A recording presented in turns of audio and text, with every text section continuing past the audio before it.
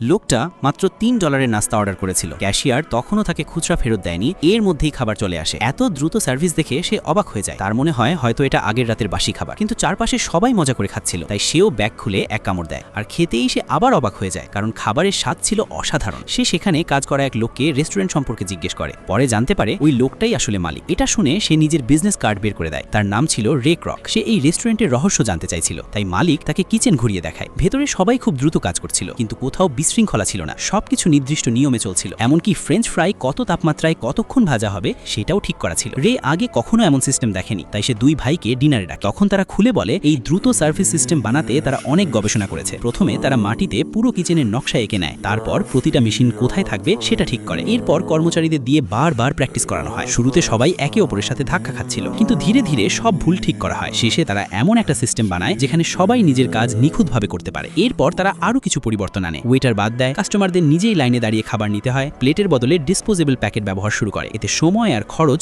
দুটোই কমে যায়। আর এভাবেই রেস্টুরেন্টটা দ্রুত জনপ্রিয় হয়ে ওঠে। সেই রাতে রে ক্রক ঘুমাতে পারেনি, তার মাথায় তখন একটা বড় আইডিয়া ঘুরছিল। পরের দিন সে দুই ভাইকে বলে এই রেস্টুরেন্ট শুধু এক জায়গায় না, পুরো দেশ জুড়ে থাকা উচিত। প্রতিটা শহরে, প্রতিটা ছোট্ট টাউনেও এই গোল্ডেন আর্টস থাকা দরকার। এমন একটা জায়গা যেখানে মানুষ একসাথে বসে খাবে।